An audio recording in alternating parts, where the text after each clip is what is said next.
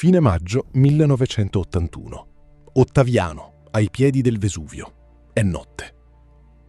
Davanti a una grande villa a forma di L, quella che in paese chiamano il Castello di Cutolo, c'è una Fiat Ritmo parcheggiata come tante altre. Non lo è. Dentro o sotto, qualcuno ha sistemato una carica. L'esplosione arriva quando il paese dorme. Un lampo, poi il boato che rimbomba contro la collina. La Ritmo si apre come un fiore di lamiera e si disintegra. L'onda d'urto manda in frantumi tutte le finestre della villa. I vetri piovono sulle stanze. Dentro quelle stanze c'è la famiglia di Raffaele Cutolo. Si svegliano nel buio, tra i cocci, con le orecchie che fischiano. Ma nessuno resta ferito. Nessuno muore. Ed è tutto il punto. Chi ha piazzato quella bomba non voleva un morto. Voleva un messaggio. Colpire il cuore del territorio del professore, nel suo paese, davanti al suo palazzo, la notte, e lasciare che al mattino tutta Napoli lo sappia. La NCO non è più intoccabile. Perché quella villa, quella notte, è la cosa più protetta della campagna. Ottaviano è il feudo di Cutolo. In ogni vicolo c'è un suo uomo. Arrivare fin lì, piazzare l'esplosivo e sparire senza lasciare un nome vuol dire una cosa sola. Chi ha usato non è un uomo solo, sono molti. E Raffaele Cutolo quella notte non è nemmeno lì. È dove è quasi sempre, in una cella.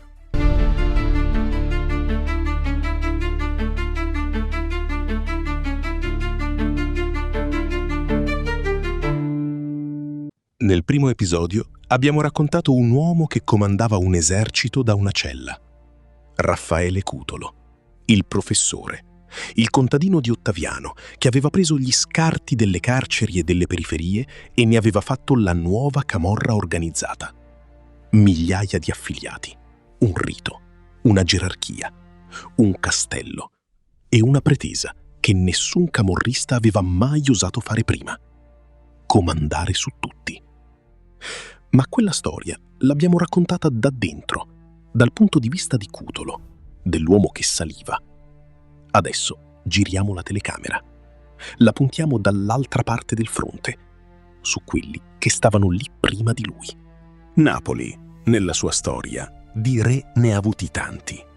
Veri, con la corona in testa. E quando i re veri se ne andarono, nei vicoli ne restarono altri. Uomini che nessuno aveva mai incoronato, ma che sul loro territorio comandavano come sovrani e che re venivano chiamati lo stesso. Il re di Forcella, il re del contrabbando, il re del mercato, il padrone del mare, quello delle campagne, quello della cocaina. Ognuno con la sua corona, piccola ma vera. Ognuno che a casa sua non rispondeva a nessuno. Poi arriva Cutolo. E Cutolo non vuole un pezzo, le vuole tutte, quelle corone. Vuole essere il re dei re e manda a dire a uno la stessa cosa. Adesso pagate a me. Il problema è che questi re, tra loro, non si amavano affatto. Alcuni si erano fatti la guerra per anni, per un molo, per un carico, per uno sgarro. Non si sarebbero mai seduti allo stesso tavolo. Ma davanti a un uomo che voleva la corona di tutti, fecero l'unica cosa che li poteva salvare. Si sedettero, non per amicizia, per non perdere il trono, e si diedero un nome che era già una risposta: la nuova famiglia. Non un capo, non un rito, non un castello. Una federazione di re che non volevano un padrone, tenuti insieme da una cosa sola: la paura dello stesso uomo. E lì, fin dal primo giorno, c'era già scritta la loro fine. Perché un'alleanza che nasce contro qualcuno, il giorno in cui quel qualcuno non c'è più, non ha più niente a tenerla insieme. Tolto Cutolo di mezzo, quei re sarebbero tornati a farsi la guerra tra loro. È la stessa epoca del primo episodio. Gli stessi anni, dal 1978 al 1982. Ma vista dagli occhi degli altri. E c'è un motivo se la raccontiamo così. Perché questo non è solo il ritratto dei nemici di Cutolo, è la spiegazione del perché Cutolo, alla lunga, non poteva vincere. Lui aveva l'esercito più grande, ma i suoi nemici avevano un'altra cosa. Avevano il sistema, i soldi veri, le rotte della droga, i porti, le campagne, gli appalti e la mafia siciliana alle spalle. Cutolo voleva comandare, loro volevano continuare a possedere. E alla fine questa è una differenza che pesa più di qualsiasi esercito. Io sono Alex Neri. Benvenuti su Anime Oscure. Se avete visto il primo episodio, quello su Cutolo, grazie. Se invece arrivate qui per la prima volta, non preoccupatevi. Questo episodio si racconta da solo. Il primo lo trovate comunque in descrizione, per chi vuole tutta la storia dall'inizio.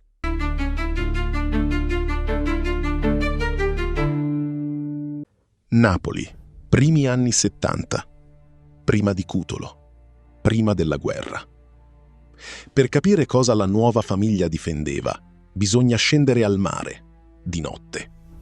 Perché la ricchezza vera della camorra napoletana in quegli anni non stava nei vicoli, stava sull'acqua e aveva la forma di una cassa di sigarette. Il contrabbando di tabacco era il petrolio di Napoli, un fiume di denaro che scorreva da decenni, prima che qualcuno pensasse a comandarlo. Sigarette americane e greche che arrivavano via mare, sbarcavano di notte sulla costa, finivano su camion e sparivano nel mercato nero di mezza Italia. E su quel fiume viveva un pezzo di città. Le cifre, oggi, sembrano inventate. Non lo sono. Le mette agli atti la Guardia di Finanza. I contrabbandieri censiti passano da 3.420 nel 1970 a quasi 5.000 in pochi anni. Gli equipaggi dei motoscafi non sono meno di 4.000 uomini e intorno a loro un contorno di almeno 50.000 fiancheggiatori, magazzinieri, distributori, basisti, gente che scaricava, nascondeva, trasportava. Michele Zaza, il re di questo mondo, arriverà a dire una frase che pesa. Almeno 700.000 persone vivono di contrabbando, che per Napoli è quello che la Fiat è per Torino. La Fiat di Napoli. La chiamavano proprio così, i contrabbandieri di Santa Lucia. La loro Fiat, la loro catena di montaggio. Solo che invece di operai in tuta, c'erano uomini sugli scafi blu, di notte, sul Mare Nero. Notte, al largo del Golfo. Le grandi navi madre stazionano fuori dalle acque territoriali, cariche di casse. Fino agli anni del boom, un carico grosso era di 500 casse per volta. Poi arrivano le navi madre e ogni viaggio ne scarica 35, 40.000. Restano fermi al buio, luci spente, ad aspettare. Da riva partono loro, i motoscafi. Li chiamano gli scafi blu, verniciati di quel colore proprio perché la luce della luna non li tradisse sull'acqua nera, truccati per essere più veloci della metà rispetto ai mezzi della finanza. Corrono verso le navi al largo, si affiancano, caricano le casse e tornano indietro, dove i camion aspettano nel buio, coi motori spenti. Una macchina rodata da decenni. Un orologio. E quando la finanza dava la caccia, si moriva anche. Nel 1974 i contrabbandieri arrivano a fare una cosa che oggi sembra assurda. Fondano un collettivo, il Collettivo Autonomo Contrabbandieri. Tengono un'assemblea dentro l'università, la Federico II, con i manifesti. Uno di quei volantini diceva, testuale, che il contrabbando permetteva a 50.000 famiglie di sopravvivere a stento e che gli sparavano addosso quando uscivano con i motoscafi. Contrabbandieri che protestano come operai, perché quello, per Napoli, era diventato un lavoro. Ed era, a modo suo, un ammortizzatore sociale, un welfare illegale che lo Stato non sapeva dare. In una città dove il lavoro vero non c'era, dove il colera del 1973 aveva mostrato al mondo una Napoli abbandonata, il contrabbando dava da mangiare a interi quartieri. Non ai boss soltanto, ai magazzinieri, ai portuali, alle mogli che cucivano le stecche dentro le fodere, ai ragazzini che facevano il palo agli angoli. Un'economia in nero che teneva in piedi la parte di città che lo Stato aveva lasciato indietro. Ed è per questo che, quando qualcuno ci moriva sotto i colpi della finanza in mare, a Napoli non lo si viveva come la morte di un criminale, lo si viveva come la morte di un lavoratore. È il paradosso da cui nasce tutto. Un crimine che una parte della città sentiva come un diritto. Sequestrano navi con nomi da leggenda. La Ionian Sky, la Jalis Carrion, oltre 20 tonnellate di sigarette al largo di Punta Licosa. La Olympios Hermes, la Themistoclis, una nave già sequestrata e ribattezzata, che lo Stato si ritrova di nuovo davanti al largo di Capri, ricomprata e riverniciata dalla stessa gente. Navi che restavano al largo, cariche fino all'orlo, e a cui gli scafisti davano un nome in codice per non nominarle alla radio. La chiamavano la nave madre, quella che aspettava, ferma, nel buio, mentre i piccoli le giravano intorno come pesci. Perché il calcolo era semplice e feroce. Una nave madre carica di 40.000 casse valeva una fortuna. Ma la nave, se sequestrata, era una perdita accettabile. I motoscafi no. I motoscafi erano il cuore della macchina e quelli non li prendeva quasi mai nessuno. Erano più veloci, conoscevano ogni scoglio e quando la finanza si avvicinava spegnevano i motori e sparivano nel nero della costa. Un gioco del gatto e del topo che andava avanti da 20 anni, in cui il topo vinceva quasi sempre. Ma su un fiume così, prima o poi arriva chi vuole comandare. E chi arrivò per prima non fu la camorra, fu la mafia siciliana. Perché i siciliani avevano capito una cosa: il porto di Napoli era la porta del Mediterraneo e per controllare il traffico non bastava mandare i propri uomini, bisognava legare a sé i napoletani, che quel mare lo conoscevano da sempre. Così Cosa Nostra fa una mossa che segnerà tutto. Prende i più grandi contrabbandieri di Napoli e li fa uomini d'onore, li affiglia. Non per premiarli. Lo dirà con parole nette il collaboratore di giustizia Tommaso Buscetta, agli atti del maxi processo di Palermo. I siciliani fecero uomini d'onore i contrabbandieri per renderli più deboli ai propri voleri. Un guinzaglio, non un onore. Marano di Napoli, 1974. Una tenuta di campagna. Attorno a un tavolo, in una villa alle porte di Napoli, si siedono uomini che non dovrebbero nemmeno trovarsi nella stessa stanza. Ci sono i grandi contrabbandieri napoletani, gli Zazza, e ci sono i siciliani. Non uomini qualunque. Stefano Bontate, Pippo Calò, Bernardo Brusca. E un uomo che allora pochi conoscevano e che di lì a 10 anni sarebbe diventato il più temuto d'Italia: Salvatore Riina. Non è un incontro tra pari che si conoscono da sempre. È un patto d'affari al più alto livello possibile.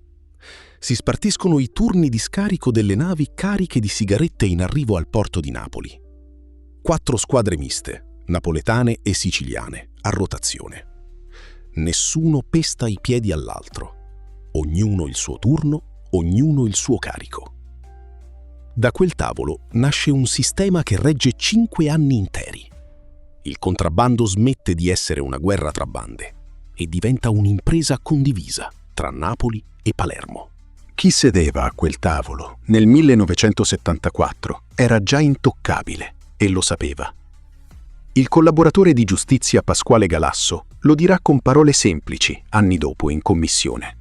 Quando si sapeva che uno era collegato a Cosa Nostra, nessuno gli dava fastidio. Nessuno. Era un'assicurazione sulla vita. Ecco il mondo che c'era prima di Cutolo. Un mare pieno di denaro, gestito da famiglie che si conoscevano, che si spartivano i carichi, che avevano dietro la mafia più potente d'Italia. Un equilibrio antico, sporco, violento, ma un equilibrio. Cutolo non nasce dentro questo mondo, nasce contro. E quando pretenderà la sua tassa su ogni cassa di quelle sigarette, non starà chiedendo dei soldi. Starà mettendo la mano sul motore economico di mezza città. E su un motore così, tutti quelli che ci vivevano avrebbero difeso il loro pezzo, anche a costo di allearsi tra loro. Il primo e il più grande di quei re del mare non veniva da Napoli, veniva da Procida.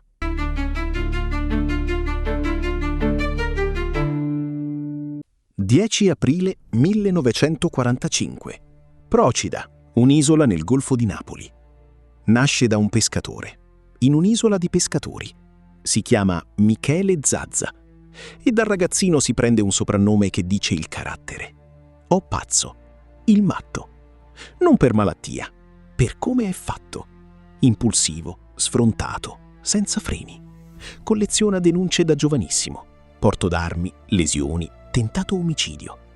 Accuse che non diventano quasi mai processi. Il ragazzo di Procida sa già come si scivola tra le maglie. Comincia col contrabbando, come tutti, dal mare che ha sotto casa. E in pochi anni diventa il numero uno. Non uno dei tanti, il re. Quando arriva il boom, a metà anni 70, studi e inchieste stimano per la sua organizzazione un giro d'affari nell'ordine delle centinaia di miliardi di lire l'anno, cifre da grande industria. E lui lo sa e ci gioca. Perché Michele Zazza è una cosa rarissima tra i boss di quegli anni. Non si nasconde. Parla, rilascia interviste, si fa fotografare. Racconta ai giornalisti che il contrabbando dà da vivere a 700.000 persone, che è per Napoli quello che la Fiat è per Torino e che lui, in fondo, è l'Agnelli di Napoli. L'Agnelli di Napoli. Se lo dà da solo, quel titolo. Un contrabbandiere che si paragona al padrone della Fiat. E la stampa lo riprende, tra l'ironia e lo stupore, perché non ha mai visto un camorrista comportarsi da imprenditore che rilascia dichiarazioni sull'economia della sua regione. Ma dietro il personaggio c'è una macchina vera. La sua rotta copre l'intera dorsale del Tirreno. La base è a Napoli, da Santa Lucia a San Giovanni a Teduccio. I contatti arrivano fino a Marsiglia, dove una vecchia foto lo ritrae in pieno giorno. Ha soci esteri, ha uomini a terra e uomini in mare. E ha capito prima degli altri che il contrabbando un giorno sarebbe finito e che il futuro erano polveri più leggere e più care delle sigarette. Michele Zazza è a tavola con i più grandi contrabbandieri del momento, siciliani e napoletani insieme. Irrompono i carabinieri, li identificano tutti, ma nessuno finisce dentro. Qualche mese dopo lo ritrovano in un altro posto che dice tutto del suo mondo. Una sede di partito. Un circolo del Partito Socialdemocratico usato come base per gli incontri. Dentro, insieme a lui, ci sono uomini d'onore siciliani. Sequestrano carte sul contrabbando. Il re del mare tiene le sue riunioni dentro un partito. Il livello di protezione di cui gode è tutto lì. Perché Michele Zazza non era solo. Era dentro Cosa Nostra. Lo dice ancora Buscetta, agli atti. Michele Zazza e il fratello Salvatore erano uomini d'onore, combinati, affiliati con il rito siciliano per sigillare il patto sul contrabbando insieme a Lorenzo Nuvoletta e ad Antonio Bardellino.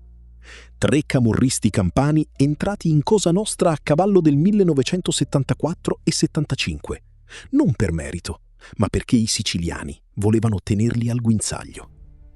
E qui c'è il punto che rende Zazza così pericoloso per Cutolo.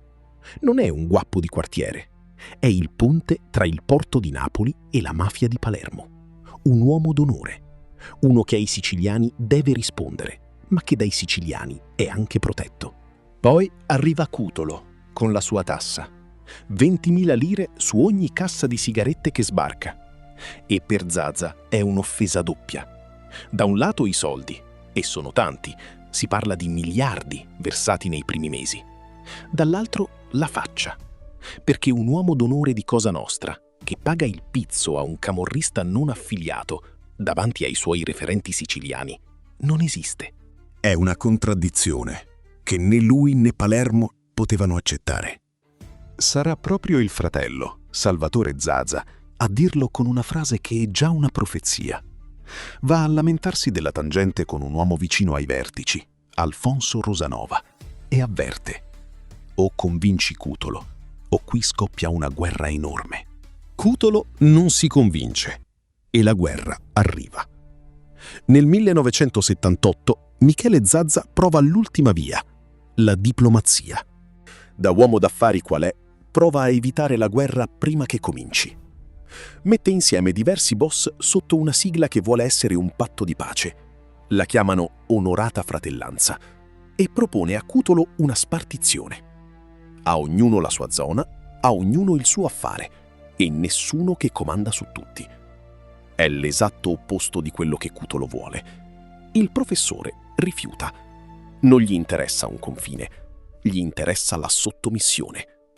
Da lì Zazza diventa uno dei pilastri della coalizione che si oppone alla NCO.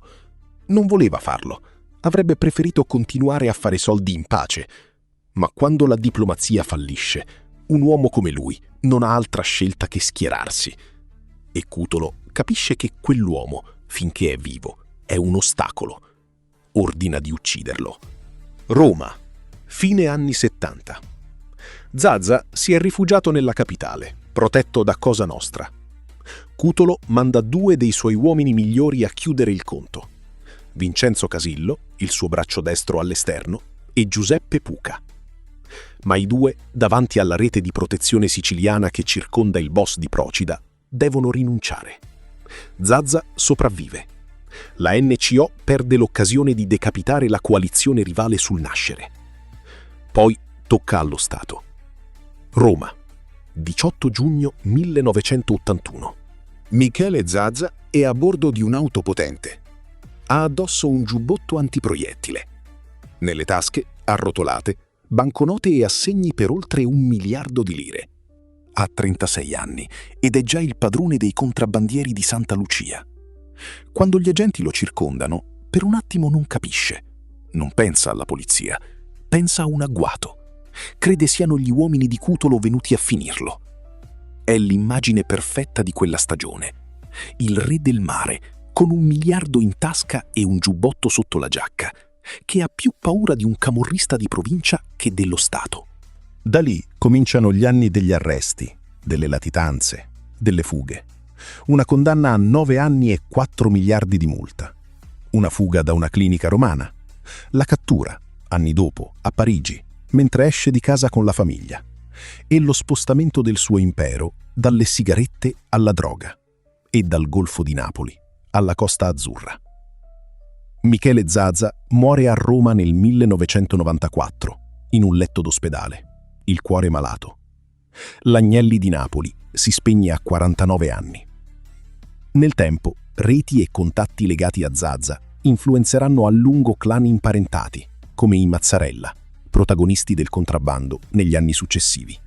Ma questo è dopo. Nel 1981, quando la guerra con Cutolo è nel pieno, Zazza è ancora il re del mare. E il mare, da solo, non basta a fermare il professore. Serviva la terra. Serviva chi dietro aveva la mafia più potente d'Italia. E quelli stavano poco più a nord, in un paese che gli inquirenti avrebbero chiamato l'Università della Camorra.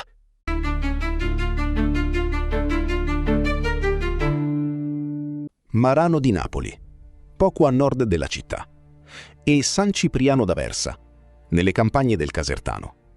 Sono i 2 poli dove Napoli tocca la Sicilia. Cominciamo da Marano, dai Nuvoletta.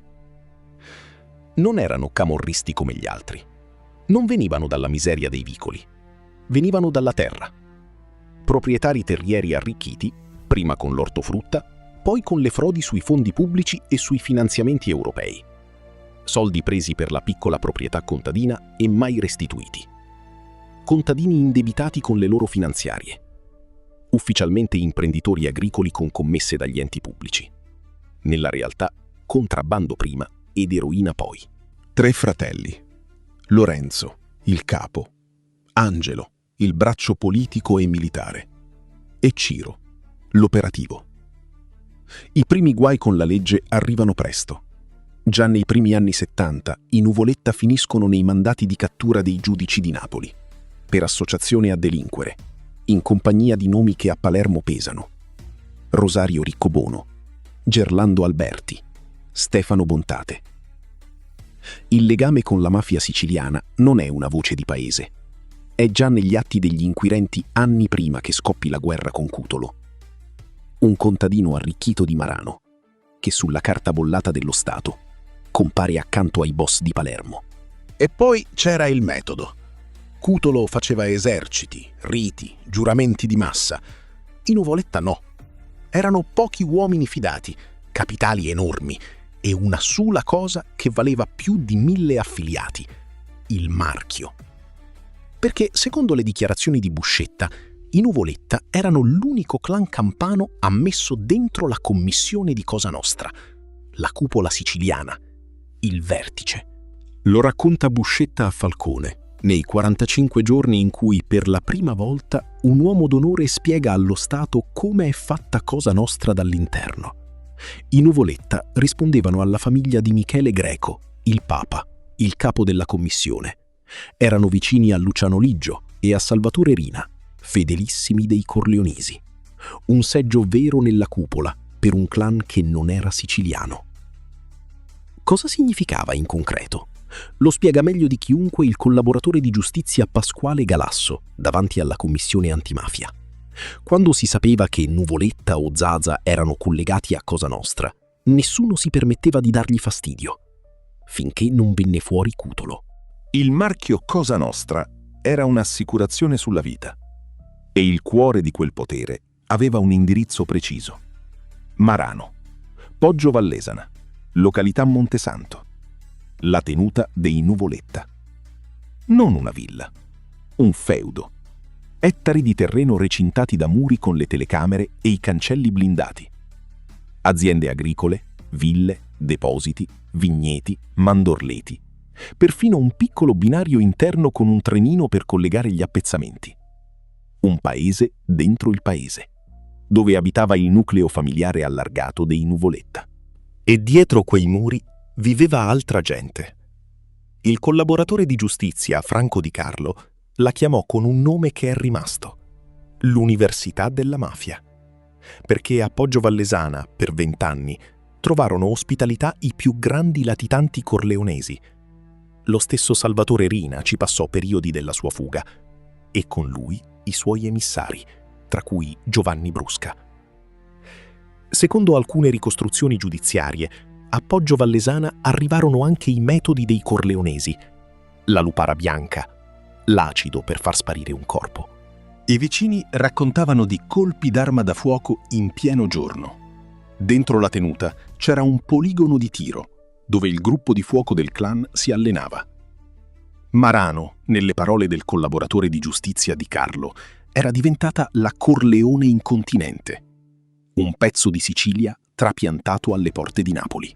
E da Marano quel potere si allungava fino al mare, fino a Torre Annunziata. Lì comandava Valentino Gionta, il boss del mercato ittico. E Gionta era un uomo dei Nuvoletta. Legato prima a Zaza per il contrabbando, viene poi affiliato a Cosa Nostra col rito siciliano per mano di Angelo Nuvoletta. Lo racconta il collaboratore di giustizia Carmine Schiavone.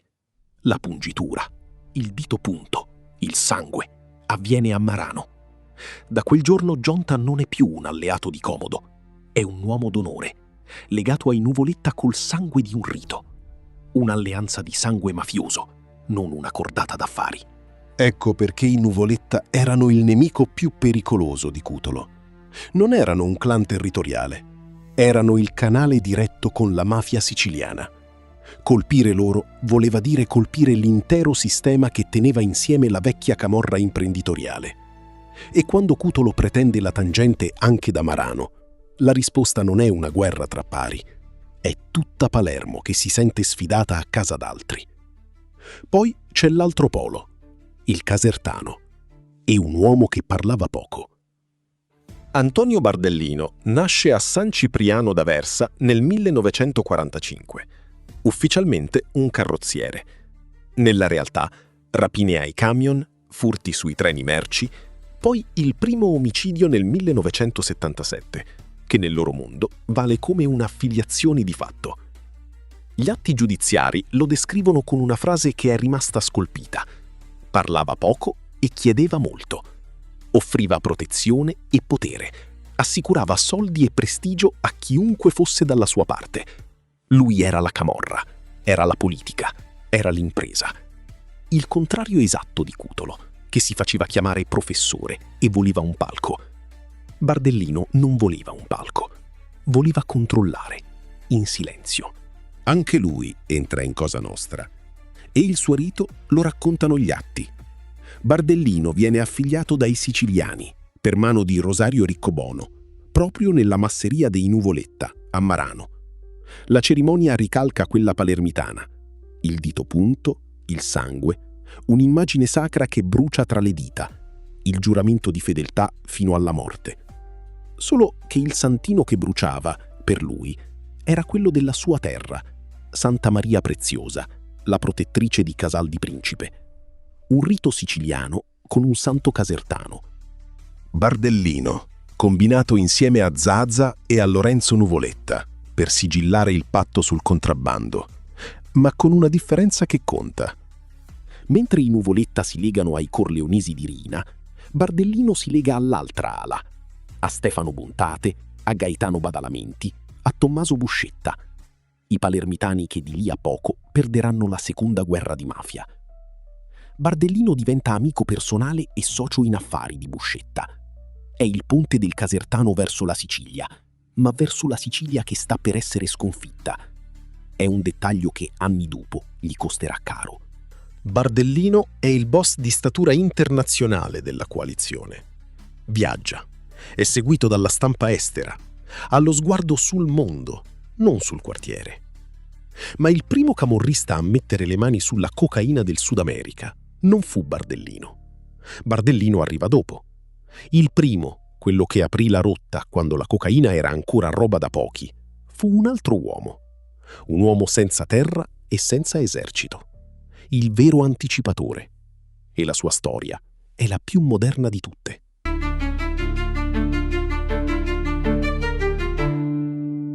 Napoli, fuori grotta. 21 maggio 1941. Nasce in una famiglia modesta. Il padre gestisce un piccolo negozio di vini. Si chiama Umberto Ammaturo. E prima di andare avanti, una cosa da tenere ferma per tutto l'episodio. C'è un altro Ammaturo in questa storia. Antonio Ammaturo, vicequestore, capo della squadra mobile di Napoli, un servitore dello Stato. Stesso cognome, nessuna parentela. Uomini opposti. Il primo, Umberto, è il narcotrafficante di cui parliamo adesso. L'altro tornerà alla fine e sarà dall'altra parte della barricata. Umberto Ammaturo comincia presto. Primo arresto per furto a 14 anni, carcere minorile. Negli anni 60 entra nel contrabbando dal porto. Si lega a Michele Zaza. Ma è quello che fa dopo che lo rende unico. Perché Ammaturo capisce, tra i primi a Napoli, che il futuro non sono le sigarette, è la cocaina. Negli anni 70 la cocaina è ancora una polvere d'élite. Il grosso del denaro campano gira sulle sigarette e sull'eroina. Ammaturo guarda oltre. Prende un aereo e va in Perù, di persona. Stabilisce contatti diretti con i produttori andini, saltando gli intermediari. Un salto che nessun camorrista aveva mai fatto a quel livello di autonomia. La DEA e la stampa gli daranno un soprannome che basta da solo a spiegarlo. Il Pablo Escobar napoletano. E quanto fosse avanti, lo dicono i suoi stessi contatti. A metà degli anni 70 organizza un traffico di droga insieme al console di Panama a Napoli.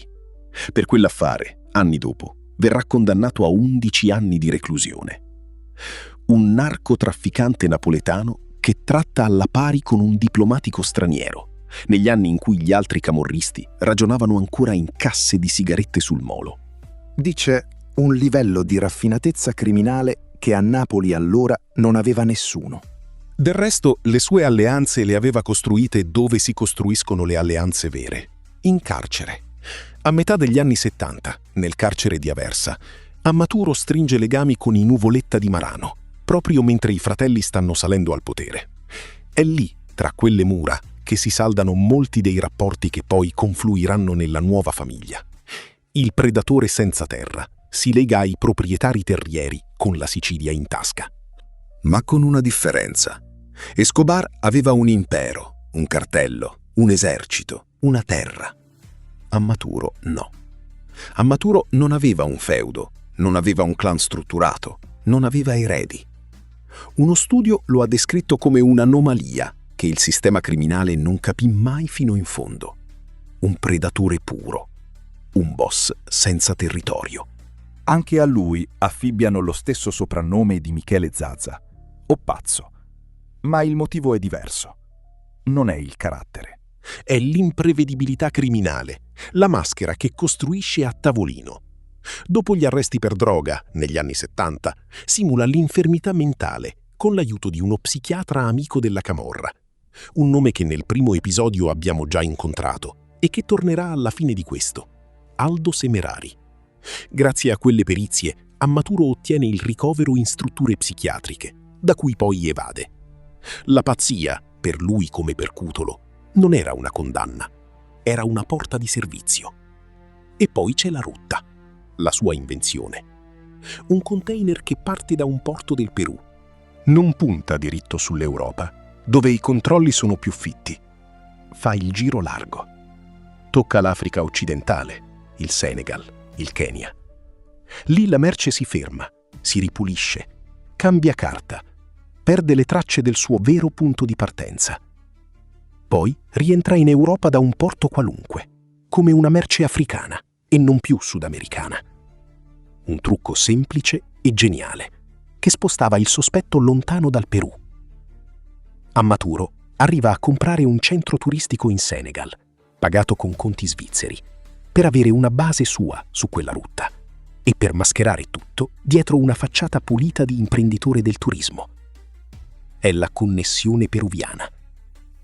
Un uomo solo, che collega i laboratori nascosti tra le montagne delle Ande alle piazze di mezza Europa, senza un esercito, senza un feudo, solo con i contatti e la testa. Mentre Cutolo faceva la guerra per 20.000 lire a cassa di sigarette, Ammaturo muoveva la polvere bianca su 3 continenti e quasi nessuno sapeva il suo nome. Ecco il contrasto che spiega tutta questa guerra. Da una parte Cutolo, che tassa le casse di sigarette e spreme i negozianti porta a porta. Un modello popolare, capillare, ma vecchio. Sigarette che stanno per morire, estorsioni che fanno rumore e riempiono le carceri. Dall'altra parte Ammaturo e gli uomini legati alla Sicilia, che costruiscono un'infrastruttura internazionale della cocaina e reinvestono i soldi nel cemento, negli immobili, nei ristoranti. Il vecchio mondo contro il nuovo. Cutolo guardava indietro. I suoi nemici guardavano avanti. Ammaturo non era un lupo solitario, anche se lo sembrava. Era dentro la coalizione, alleato di Bardellino, con cui divideva i traffici, e legato al cuore del gruppo di Alfieri da un vincolo di sangue, perché era cognato di un uomo che di Alfieri era consigliere. Aderisce apertamente alla nuova famiglia nel 1981, quando Cutolo lancia l'offensiva, e da lì combatte. Secondo le dichiarazioni dei collaboratori di giustizia, insieme a Bardellino prese parte con le armi alla guerra contro la NCO. Ma quel legame con Bardellino non era fatto solo di rispetto. Racconta ancora Galasso, agli atti, un episodio che dice come funzionavano quegli uomini tra loro. Ammaturo e il consigliere di Alfieri avevano investito i soldi della cocaina in immobili a Santo Domingo, ai Caraibi, per conto dell'organizzazione. Bardellino, che né l'uno né l'altro poteva soffrire, arrivò e si prese tutto. Li espropriò, li cacciò via e tenne per sé gli investimenti. Tra i re della nuova famiglia non c'era amicizia, c'era un tavolo e sotto il tavolo ognuno teneva la mano sulla pistola dell'altro. Bastava che sparisse il nemico comune e quelle pistole si sarebbero girate. E la sua vita privata ha un nome che a Napoli pesa quanto un clan.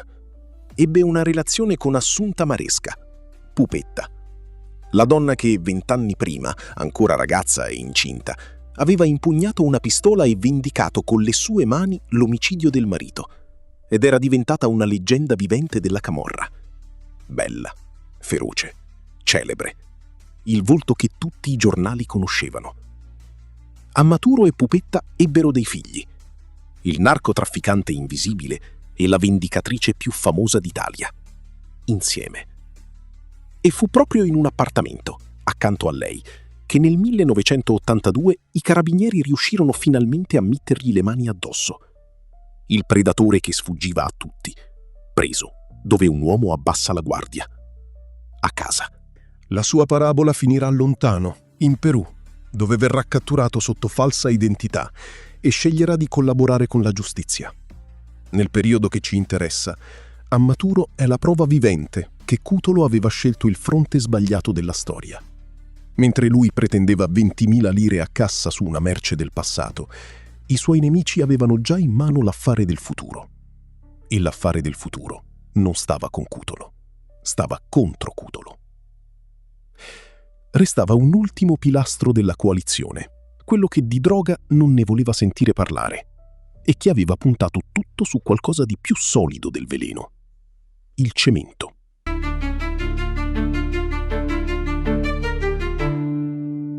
Saviano, in provincia di Napoli, 18 febbraio 1943. Nasce qui Carmine Alfieri e la camorra entra nella sua vita da bambino. Ha 10 anni, quando il padre, Antonio, viene ucciso al termine di un duello rusticano nelle campagne del Nolano. 10 anni, e con il fratello maggiore Salvatore giura vendetta. 3 anni dopo sarà Salvatore a ucciderlo, l'assassino del padre, dentro un circolo di Saviano.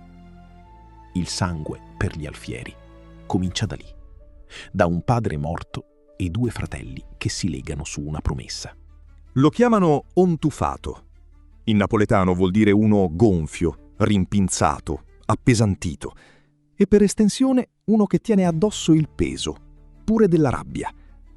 Nel suo caso è il ghigno duro che porta sempre in faccia. Cutolo parla, scrive poesie, si fa mito. Alfieri no. Alfieri costruisce potere con la rete, con gli appalti, con la pazienza di chi muove cantieri e imprese.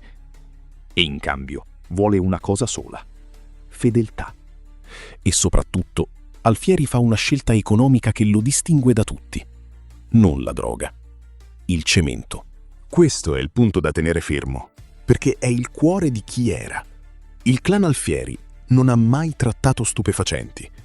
Lo conferma la fonte più autorevole possibile, il suo braccio destro, Pasquale Galasso, davanti alla commissione antimafia, sotto giuramento. Gli chiedono se si occupassero di droga. Risponde di no. Dice, testuale, che né lui né Alfieri si erano mai occupati di traffico di stupefacenti.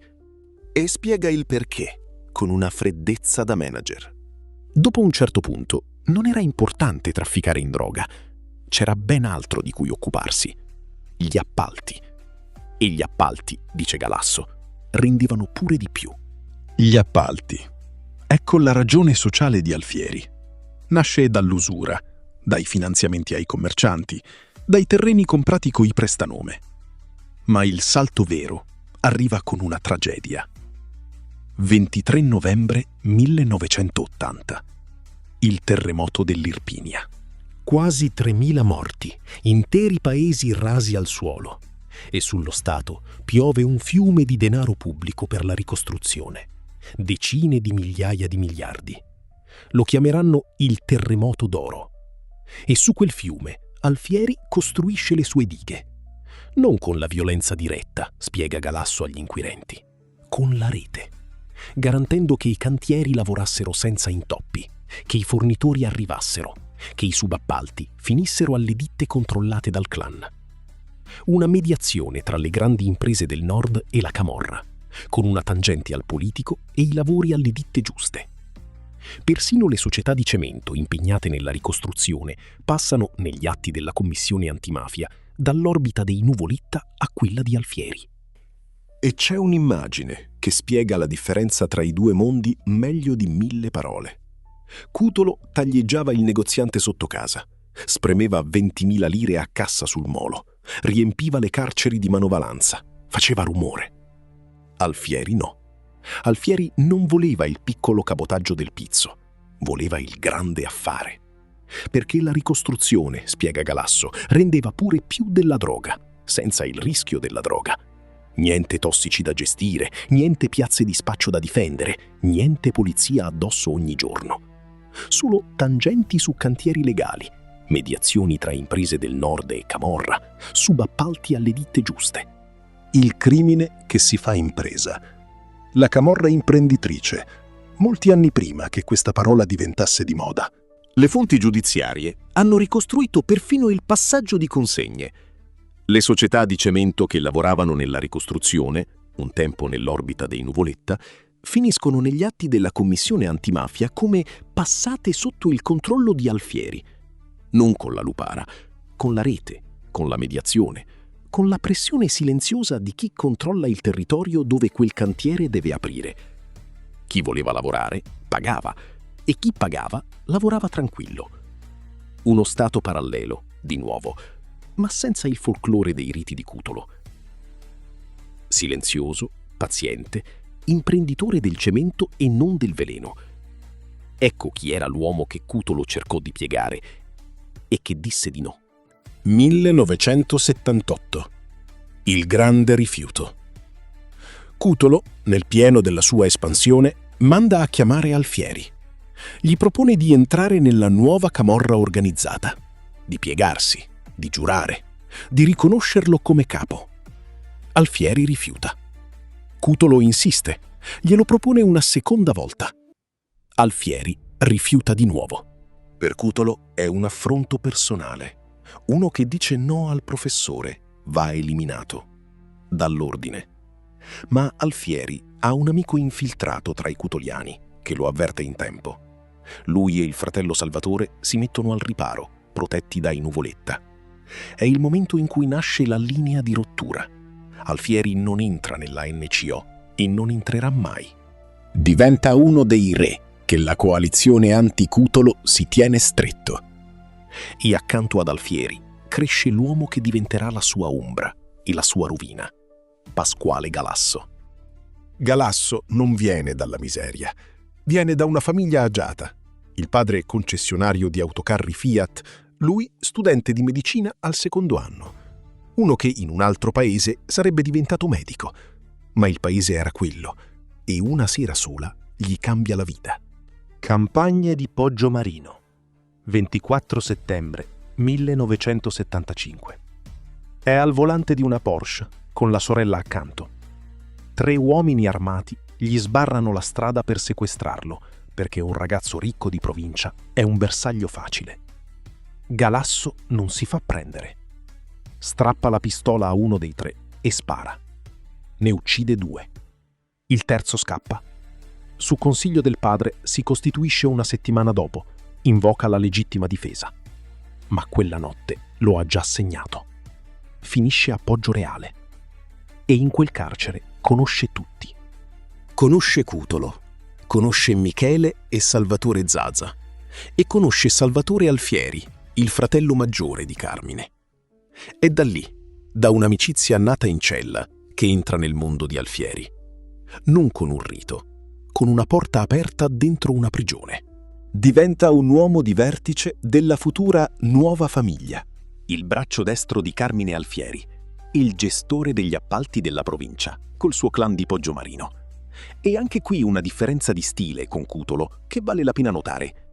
Galasso, in commissione, dirà di non essere mai stato affiliato con un rito. Niente cerimonia, niente sangue sull'avambraccio, niente giuramento. Solo un rapporto di fedeltà e amicizia. Perché il mondo di Alfieri non aveva bisogno delle liturgie di Cutolo. Si teneva insieme con gli affari e con la parola data. Il delfino di Alfieri. Galasso rispondeva a Carmine Alfieri e a lui soltanto.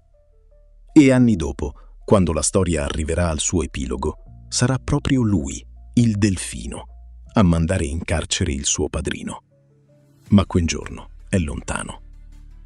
Adesso abbiamo davanti tutti i pezzi della coalizione.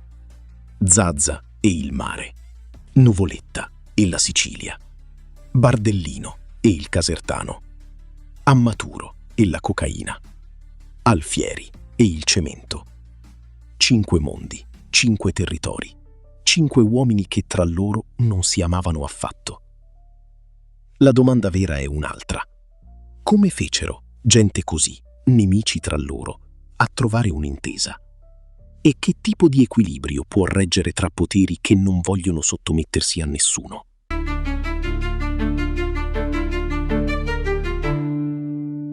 Napoli, 8 dicembre 1978, il giorno dell'Immacolata.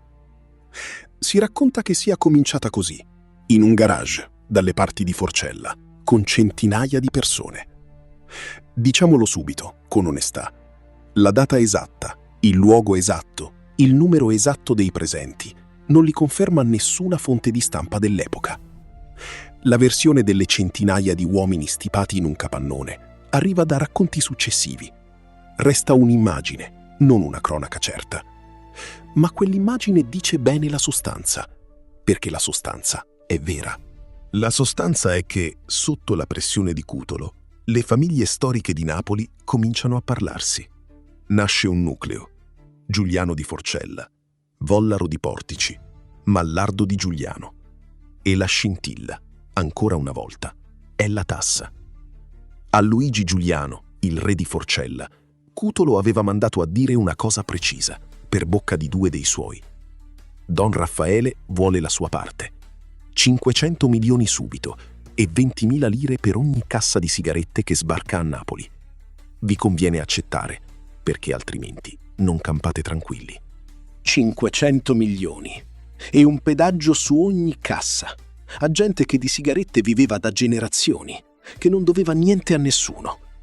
È lì che scatta qualcosa, non tanto per i soldi, per il principio. Pagare voleva dire riconoscere che il padrone adesso era lui. E allora quelle famiglie fanno una scelta, si danno un nome. All'inizio si chiamano Fratellanza Napoletana, poi la stampa la ribattezzerà con il nome che è rimasto: la Nuova Famiglia. E qui la differenza con Cutolo diventa concreta.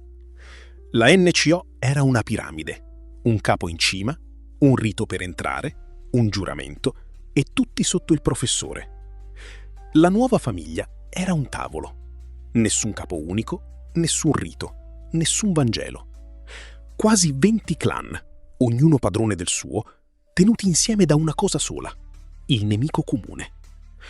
Uomini che si odiavano, che si sparavano tra loro per i mercati e che si sedevano allo stesso tavolo solo per non doversi sottomettere. E non fu un club di 5 o 6 boss famosi, fu molto più largo. Non serve un elenco, serve accendere una mappa, perché il fronte contro Cutolo, su quella mappa, non è una linea, è una costellazione. E ogni punto ha un nome, una famiglia, un conto aperto. A Forcella i Giuliano, a Portici i Vollaro, il clan di quello che chiamavano il Califfo. A Giuliano i Mallardo, a Marano i Nuvoletta, nel Casertano Bardellino, a Nola e Saviano Alfieri, a Torre Annunziata Gionta, che era uomo dei Nuvoletta, non di Cutolo, a San Giuseppe Vesuviano i Fabrocino, legati a Bardellino, tra i più duri nemici del professore, e a 15, in provincia di Avellino, i Cava, schierati con la Nuova Famiglia, mentre i loro rivali di sempre, i Graziano, restavano con Cutolo. Un intero paese spaccato in 2, proprio sui soldi del terremoto. E la lista non finisce qui. A quel tavolo, in quegli anni, sedeva quasi tutta la provincia napoletana.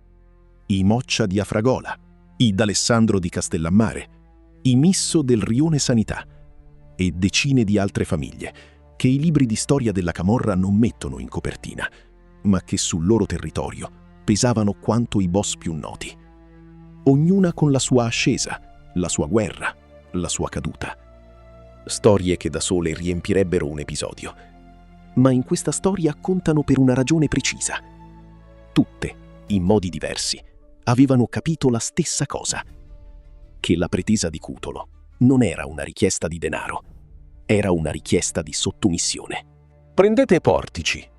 Lì comandava Luigi Vollaro, che chiamavano il Califfo, un uomo del suo tempo, che all'arresto verrà trovato a convivere con decine di figli, un patriarca del crimine vesuviano.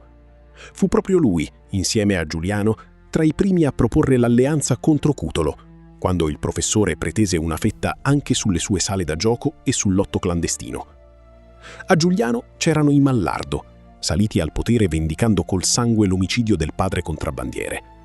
A San Giuseppe Vesuviano c'era Mario Fabrocino, che chiamavano Ogravunaro, il carbonaio, un uomo praticamente sconosciuto fino al 1978, che legandosi a Bardellino e ai Russo di Nola diventa in pochi anni uno dei più duri nemici di Cutolo proprio nelle campagne del Vesuviano, a 2 passi da Ottaviano.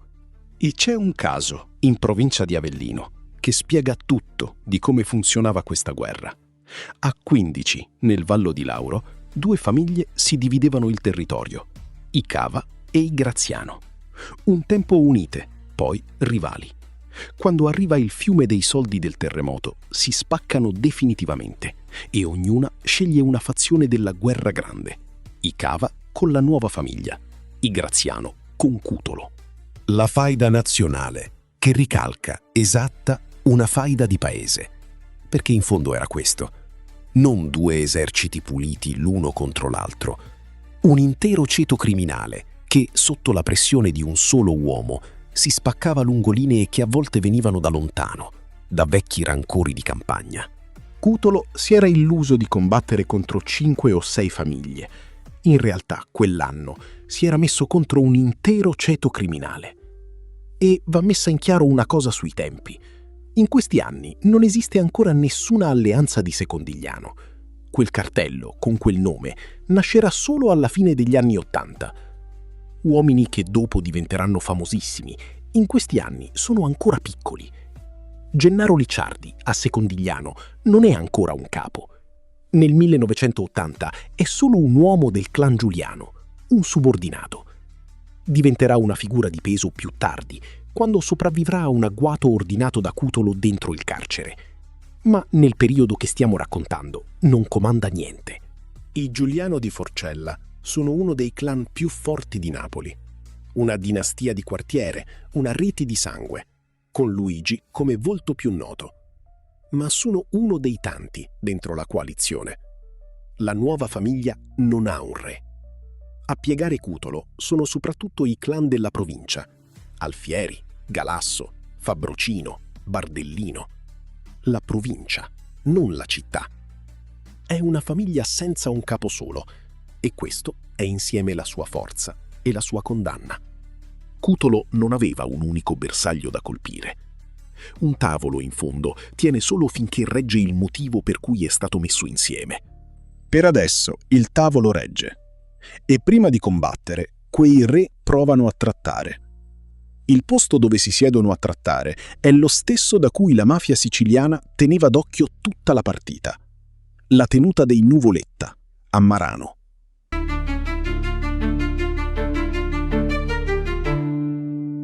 Marano di Napoli, tenuta di Poggio Vallesana, tra il 1980 e l'estate del 1981. Per un paio d'anni, dietro quei muri con le telecamere, va in scena una cosa che sembra impossibile. La camorra prova a fermare da sola la sua guerra, e lo fa nel posto più siciliano di tutta la Campania, dove la mafia può seguire tutto da vicino. I racconti dei protagonisti parlano di riunioni continue, delegazioni di tutti i principali clan campani che salgono a Marano per trattare una tregua con Cutolo. Decine, a volte 100 automobili nei viali della tenuta. Un viavai di boss che fuori da quei muri si stavano ammazzando. Il professore manda il fratello Pasquale e Casillo a portare la sua voce. Lui resta dove è sempre stato e da lì continua a comandare. Dall'altra parte siedono i capi rivali: Bardellino, Alfieri, Galasso, gli uomini della coalizione. Poggio Vallesana, estate 1981. Uno di questi summit lo conosciamo nei dettagli. Da una parte, per la NCO, ci sono Pasquale Cutolo e Vincenzo Casillo. Dall'altra, per la nuova famiglia, Bardellino, Alfieri e Galasso. Le auto riempiono i viali della tenuta. Gli uomini di scorta restano fuori, appoggiati alle macchine, a fumare, mentre i capi trattano dentro. Si parla di spartizioni, di territori, di chi tiene cosa. Si cerca un confine che tenga la pace. E in mezzo, nel ruolo che gli piaceva di più, il padrone di casa, Nuvoletta, l'arbitro. Ma che tipo di arbitro? Lo racconta Galasso agli atti della commissione. Un arbitro che faceva il doppio gioco. Perché ai Nuvoletta, in fondo, la guerra faceva comodo finché li teneva al centro di tutto. Fu Salvatore Rina in persona, secondo le ricostruzioni, a ordinare ai Nuvoletta di muoversi per organizzare tregue continue. Non per chiuderla in fretta, la guerra, per gestirne i tempi, per restare l'ago della bilancia. Nuvoletta voleva essere indispensabile più che voler davvero la pace. E poi c'è il dettaglio che, più di ogni altro, dice chi comandava veramente in quella stanza. E secondo le dichiarazioni di collaboratori di giustizia, in quei mesi, alla tenuta di Marano, non c'erano soltanto i camorristi. Ci passavano anche loro. Totò Rina, Bernardo Provenzano, Leoluca Bagarella, i Corleonesi, i padroni di Cosa Nostra, che da lì seguivano da vicino gli equilibri della guerra campana, pronti a far pesare la loro parola nei momenti di massima tensione. Da un lato del tavolo, il fratello e il braccio destro di un boss chiuso in una cella. Dall'altro, i capi della nuova famiglia. E a fare da ombra su tutto, i 3 uomini più potenti della mafia italiana. La camorra napoletana si stava dilaniando e a decidere quando fermarla o quando lasciarla correre non erano solo i napoletani, erano anche i corleonesi. Le tregue non reggono mai, non possono reggere, perché nessuno le vuole davvero. Cutolo vuole la sottomissione, la nuova famiglia vuole l'autonomia, Nuvoletta vuole restare arbitro, Rina vuole gestire i tempi. 4 volontà diverse allo stesso tavolo, in nessuna che coincide con la pace. E ogni volta che una tregua salta, la guerra non riparte dal punto in cui si era fermata. Riparte peggio, perché nel frattempo, fuori da quei muri, ci si continuava ad ammazzare. Le riunioni di pace non fermavano il sangue, servivano semmai a guadagnare tempo, a contare le forze, a prepararsi al colpo dopo. Ogni delegazione che saliva a Marano sapeva che dall'altra parte del tavolo c'era chi, la sera stessa, avrebbe dato l'ordine di un nuovo agguato. Si trattava di giorno e si sparava di notte. E i Nuvoletta, da padroni di casa, lasciavano che la cosa andasse avanti così, perché ogni giorno di guerra in più era un giorno in più in cui erano loro, a Marano, il centro di tutto. E c'è un uomo, tra i capi della provincia, che a Marano non si fida per niente. Bardellino. Il boss del Casertano capisce, prima degli altri, il gioco dei Nuvoletta. Capisce che la loro strategia attendista serve a loro, non alla coalizione. E in silenzio, come tutto quello che fa, comincia a staccarsi. Si avvicina ad Alfieri e a Galasso. Stringe con loro un'alleanza più stretta, più operativa, decisa a chiudere la guerra con Cutolo per davvero, non a gestirla in eterno. È un dettaglio che sembra minore dentro il caos di quegli anni. Non lo è, perché è la prima crepa dentro la coalizione. La nuova famiglia stava combattendo Cutolo e già dentro di sé si stava dividendo in 2. Da un lato i clan della provincia, Bardellino, Alfieri, Galasso, che volevano chiudere la guerra e comandare. Dall'altro i Nuvoletta e i loro alleati, che alla guerra ci trovavano il loro tornaconto. Quella stessa alleanza, nata a Marano dalla sfiducia verso i Nuvoletta, un giorno si rivolterà proprio contro i Nuvoletta. Ma quel giorno è oltre l'orizzonte di questa storia. Per ora c'è ancora un nemico comune e finché c'è, il tavolo tiene. E quel divorzio silenzioso tra Bardellino e i Nuvoletta si portava dietro anche la guerra dentro le carceri. Perché la faida non si combatteva solo per strada, si combatteva nelle celle, come ai tempi di Cutolo. A un certo punto lo Stato dovrà arrendersi all'evidenza e dividere le prigioni in due sezioni separate. Da una parte i cutoliani, più numerosi. Dall'altra gli uomini della nuova famiglia, ritenuti dagli inquirenti militarmente meglio organizzati. Due eserciti nemici dentro lo stesso edificio dello Stato, tenuti in reparti diversi come squadre avversarie che non possono incrociarsi negli spogliatoi. La guerra era arrivata a un punto tale che perfino il carcere doveva prendere atto di chi stava con chi. Per adesso, l'estate del 1981, le riunioni di Marano finiscono nel modo in cui dovevano finire, nel nulla. L'ultima tregua salta, e stavolta per sempre. Perché nel frattempo, a fine anno, i cutoliani fanno una cosa che trasforma una guerra di territorio in una guerra di sangue personale. Uccidono un fratello.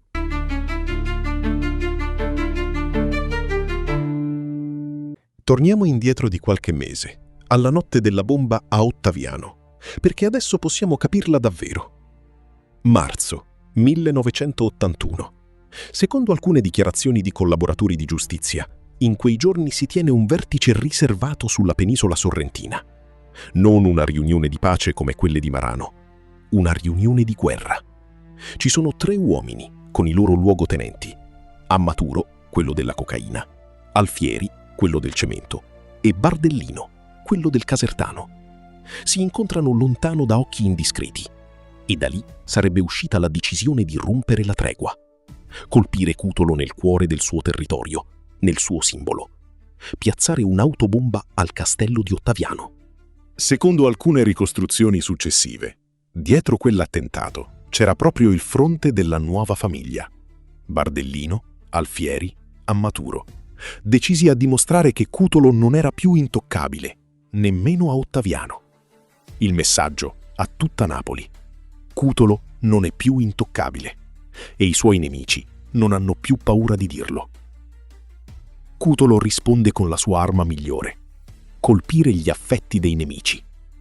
E l'obiettivo che sceglie fa del 1981 l'anno in cui tutto precipita.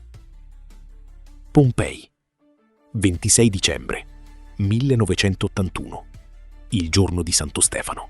In un locale gestito dalla moglie, in centro a Pompei, c'è Salvatore Alfieri, il fratello maggiore di Carmine, l'uomo con cui da bambini aveva giurato vendetta sulla morte del padre, l'uomo con cui aveva costruito tutto.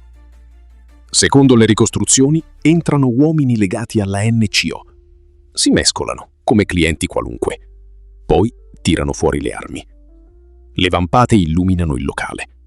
Salvatore cade sotto i colpi. È il giorno dopo Natale. Per Carmine Alfieri, da quel momento, la guerra con Cutolo smette di essere strategia. Diventa vendetta di sangue. L'uomo silenzioso che aveva puntato tutto sugli appalti e mai sulla droga, adesso ha un conto personale da chiudere. E lo chiude con una velocità che gela.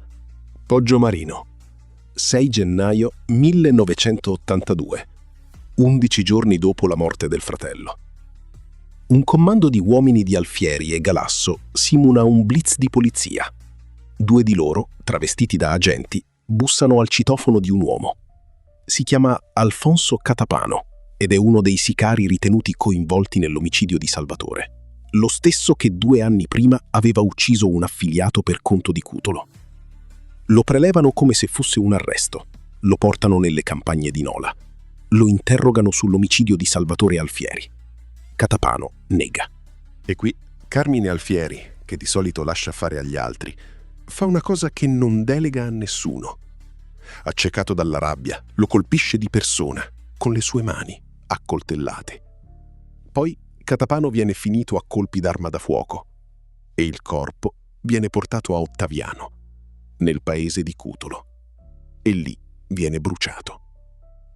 Un messaggio scritto col fuoco nel cuore del feudo del nemico. Galasso, anni dopo, lo racconterà così davanti ai magistrati. Per dare un segnale a Cutolo. Avevamo accettato la sfida. È questo episodio, più della riunione mai confermata del 1978, che i protagonisti indicano come l'inizio vero della guerra aperta. Il primo atto di violenza diretta, rivendicata, firmata. Ma Cutolo non aveva ancora finito di colpire gli affetti e la mossa successiva è tra le più vili di tutta la storia. Provincia di Napoli, gennaio 1982. I cutoliani vanno a cercare un uomo, non un boss, non un killer. Un uomo mite, del tutto estraneo alla camorra, che passava le sere leggendo libri e ascoltando musica. Si chiama Antonio Galasso, per tutti Nino, ed è il fratello di Pasquale, il braccio destro di Alfieri. Lo uccidono per questo, solo per questo, per colpire indirettamente il fratello. Una vendetta trasversale su un innocente.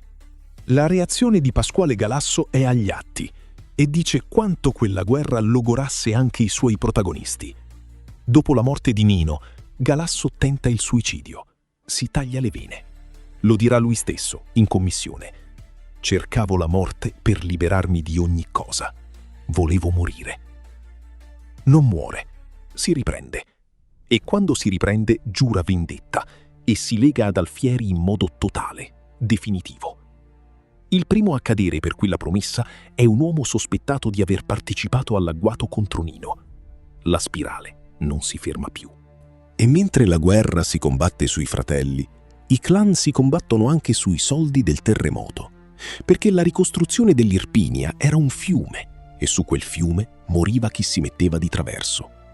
Pagani, in provincia di Salerno, 11 dicembre 1980, nemmeno un mese dopo il terremoto.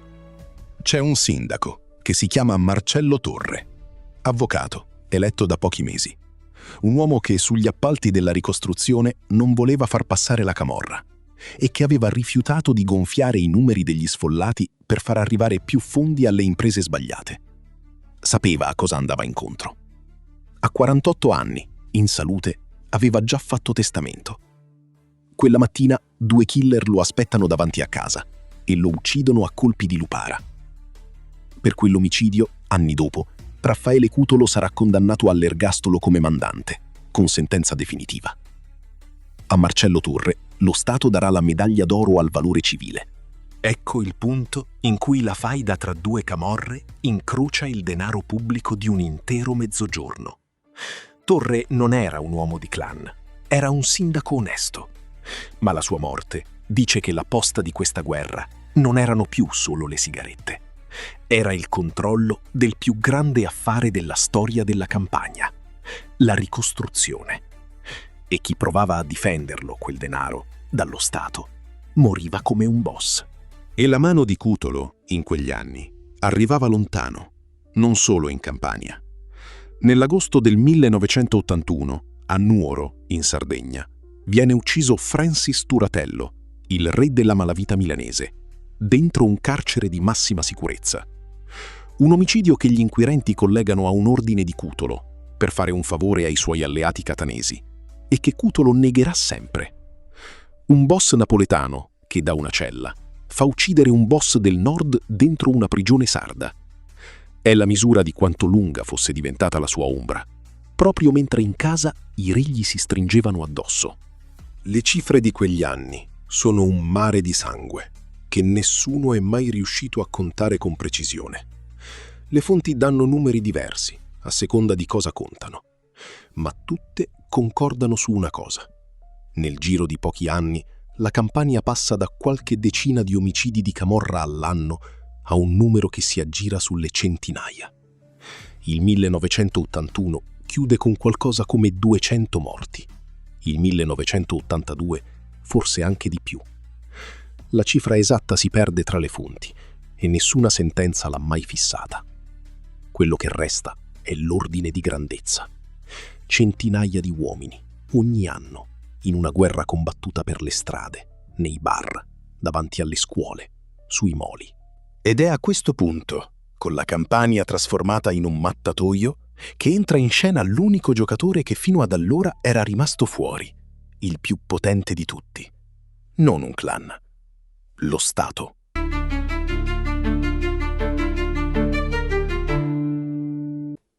Torre del Greco, 27 aprile 1981, le 9:45 di sera. Nel garage della sua abitazione un uomo sta rientrando. Si chiama Ciro Cirillo. È assessore regionale della Campania, democratico cristiano, uomo della corrente di Antonio Gava. Ma soprattutto, in questo momento, è l'uomo dei lavori pubblici. Quello che controlla i criteri di spesa dei fondi per la ricostruzione dopo il terremoto. Le Brigate Rosse lo chiamano l'uomo della ricostruzione. Nel garage lo aspetta un comando di 5 brigatisti, guidato da Giovanni Senzani. La sparatoria è rapida e mortale. Cadono l'uomo di scorta, il maresciallo Luigi Carbone, e l'autista, Mario Cancello. Il segretario di Cirillo viene ferito alle gambe perché non possa dare l'allarme. Cirillo viene prelevato vivo e portato via nel buio. Le Brigate Rosse chiedono un riscatto e qui la storia prende una piega che in Italia non si era mai vista. 3 anni prima, con il rapimento di Aldo Moro, la Democrazia Cristiana aveva scelto la fermezza, non trattare, non cedere. Moro morì. Ma Moro era il presidente della Democrazia Cristiana, un padre della Repubblica. Cirillo è un assessore che gestisce i fondi del terremoto. E secondo le ricostruzioni giudiziarie e parlamentari, questa volta, intorno alla DC Campana, si muove una rete di intermediari che apre una trattativa. Non con le Brigate Rosse direttamente, con la camorra. A un camorrista in particolare, uno che in quel momento conosce meglio di chiunque altro gli equilibri criminali della Campania e delle sue carceri. Raffaele Cutolo. Marino del Tronto, Ascoli Piceno. Aprile 1981. Cutolo è recluso qui. E nel carcere dove sconta le sue pene comincia un via vai che ha dell'incredibile. Politici, funzionari dello Stato, uomini dei servizi segreti. Il giorno dopo il rapimento, il Servizio Segreto Civile, il SISDE, chiede e ottiene l'autorizzazione a incontrare Cutolo. Si presentano 2 suoi funzionari. Con loro c'è un uomo di fiducia dell'ambiente Cirillo, il garante dell'operazione. Ed è presente anche il braccio destro di Cutolo, Vincenzo Casillo. Poi, nella trattativa, entra anche il servizio militare, il SISMI. Entrano ufficiali e uomini legati a un apparato riservato e mai del tutto chiarito, quello che verrà chiamato l'anello, il noto servizio. È quanto emerge negli anni dalle inchieste della magistratura e dalle commissioni parlamentari. Secondo quelle ricostruzioni, per liberare Cirillo, uomini delle istituzioni e degli apparati arrivano fino alla cella di un boss della camorra. Un uomo che una parte dello Stato aveva trattato come incapace di intendere e di volere e che ora apparati dello Stato andavano a cercare come mediatore. E dietro le quinte c'è di nuovo un nome che abbiamo incontrato in questo episodio e che nel primo abbiamo già visto lavorare per Cutolo. Aldo Semerari, lo psichiatra delle perizie su misura, l'uomo che confezionava false pazzie per i camorristi. In questi mesi Semerari lavora ancora per la NCO, per la quale prepara documenti e perizie, e gioca, come sempre, su più tavoli. Perché quello che accadrà a Semerari, e per mano di chi, lo vedremo al culmine di questa storia. Per ora conta solo che anche nella vicenda Cirillo, dietro Cutolo, c'è la sua ombra. Casillo, intanto, si muove con una disinvoltura sorprendente. Secondo le ricostruzioni investigative, il braccio destro del boss entra nei contatti con uomini degli apparati. Gli inquirenti parleranno anche di documenti o coperture riconducibili a quell'area, uno dei passaggi più controversi dell'intera vicenda. È l'immagine di quanto, in quei mesi, il confine tra le istituzioni e la camorra fosse diventato sottile. Un braccio destro della camorra che riusciva a muoversi attraverso canali e protezioni riconducibili ad ambienti istituzionali. Fermatevi un attimo su questo, perché è il punto più oscuro di questa storia. Dentro quella cella si erano dati appuntamento tutti. Le Brigate Rosse tramite la mediazione. Ambienti della DC Campana, secondo le ricostruzioni. I servizi segreti, civili e militari, un apparato riservato e mai chiarito. E la camorra, padrona di casa. 5 mondi che dovevano essere nemici mortali, seduti a patteggiare la vita di un ostaggio nel salotto di un boss. Non c'è, in tutta questa storia, un'immagine che dica meglio dove fossero finiti quei settori istituzionali in quegli anni. Non più nettamente separati dalla camorra, ma dentro una zona grigia di contatti e mediazioni. Cutolo accetta di fare da mediatore, ma non gratis. In cambio chiede 2 cose. Denaro, certo, ma soprattutto qualcosa di più grande. Chiede di entrare nel business della ricostruzione. Appalti, protezioni, un posto al tavolo dei soldi del terremoto.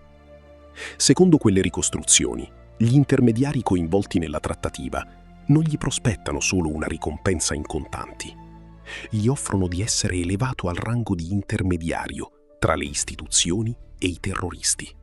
Un livello di riconoscimento che nessun boss aveva mai ottenuto e che non avrebbe mai dovuto ottenere. Torre del Greco e poi Napoli. 24 luglio 1981. Dopo 88 giorni di prigionia. Ciro Cirillo viene liberato. Le fonti divergono sul giorno esatto e sulla cifra. Per la sua libertà vengono pagati, a seconda delle ricostruzioni, tra il 1,5 miliardi e i 3 miliardi di lire. Il denaro, secondo una delle versioni, viene consegnato su un tram diretto a Centocelle, a Roma, portato da un uomo vicino alla famiglia. Secondo un'altra, sono i figli di Cirillo a organizzare la consegna, con uno stratagemma, all'insaputa perfino della magistratura. E una parte di quei soldi, secondo diversi collaboratori di giustizia, finisce dritta nelle casse della nuova camorra organizzata. C'era un uomo dentro le istituzioni che a questa storia non voleva credere. Un magistrato, il giudice Carlo Alemi. Sarà lui negli anni a ricostruire la trattativa, a mettere nero su bianco che il riscatto in denaro era solo una parte della partita e che la vera contropartita erano i favori promessi ai clan di Cutolo, elevati al rango di intermediari tra lo Stato e il terrorismo. Alemi lo scriverà e per averlo scritto resterà isolato, attaccato, delegittimato, lasciato solo, perché toccava un nervo che in troppi volevano tenere coperto. E Cutolo? Cutolo aspetterà il prezzo dei suoi servigi, aspetterà gli appalti promessi, aspetterà a lungo, perché quel prezzo, nella misura pattuita, non gli verrà mai davvero pagato. Secondo questa lettura, settori e intermediari legati alle istituzioni avevano fatto ricorso a Cutolo, senza poi mantenere le promesse prospettate. Un uomo tradito è un uomo pericoloso. E su questo tradimento, su questa promessa non mantenuta, comincerà a costruirsi la miccia della fine. Perché un anno dopo quella liberazione entra in scena l'altro Ammaturo, quello dello Stato. Antonio Ammaturo, capo della squadra mobile di Napoli, l'uomo che indagava esattamente su quei contatti oscuri tra camorra, politici e servizi. Non il narcotrafficante di cui abbiamo parlato, un uomo delle istituzioni. E anche lui, come la scorta di Cirillo, cadrà sotto i colpi delle Brigate Rosse. Chi glielo abbia ordinato, ancora oggi, nessuno lo sa dire con certezza.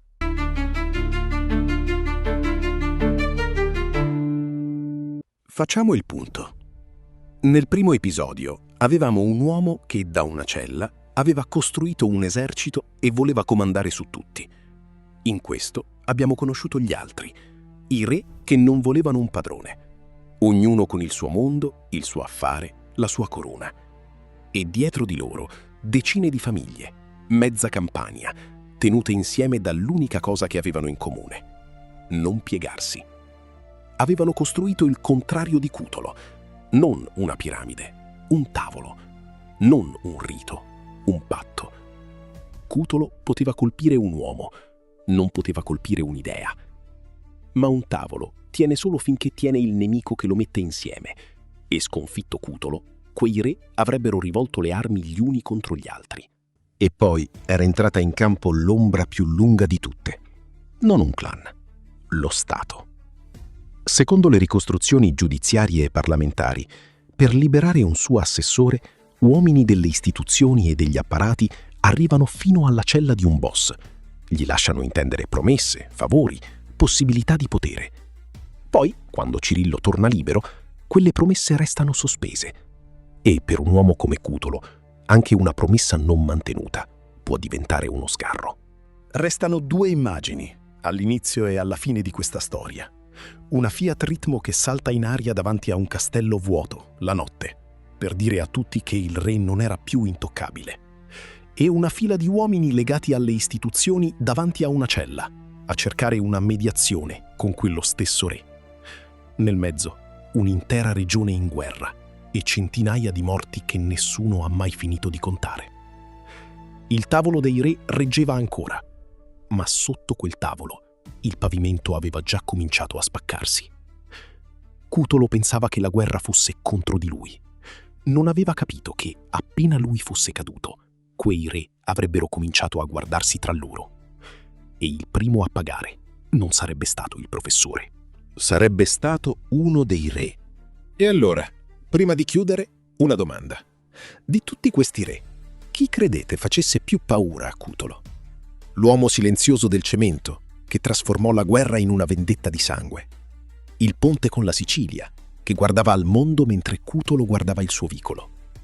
O la dinastia di Marano, che dietro le spalle non aveva un clan, ma Cosa Nostra intera. Scrivetelo nei commenti e ditemi perché. E se conoscete un fatto che qui non abbiamo raccontato o se abbiamo sbagliato qualcosa, correggeteci. Questo canale lo costruiamo insieme a voi e lo sapete. Questa è una storia in 3 parti. Se siete arrivati fin qui e volete seguirla fino in fondo, iscrivetevi, perché nel prossimo episodio finisce tutto. La guerra fino all'ultimo sangue, il tradimento dei re tra loro e la caduta del professore, tirato giù non dallo Stato, ma dal mondo che aveva sfidato.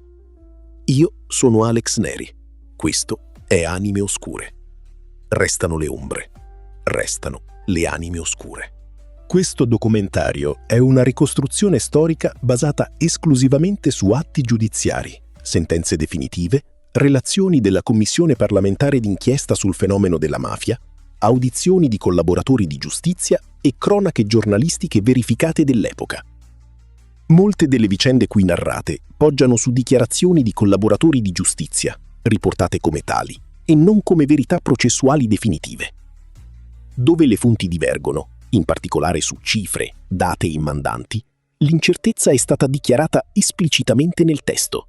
Le responsabilità penali richiamate si riferiscono, dove indicato, a procedimenti conclusi con sentenza definitiva. Ai sensi dell'articolo 27 della Costituzione della Repubblica Italiana, ogni persona citata è da ritenersi innocente fino a sentenza definitiva di condanna. Le scene sono ricostruzioni cinematografiche realizzate con intelligenza artificiale, non sono filmati d'epoca e non ritraggono le persone reali. Tutte le vittime di questa storia, dirette e indirette, a cominciare dagli uomini dello Stato caduti nell'adempimento del proprio dovere, sono trattate con il rispetto e la dignità che meritano. Questo contenuto si oppone a ogni forma di violenza e criminalità organizzata e ha finalità esclusivamente documentaristiche e di memoria civile.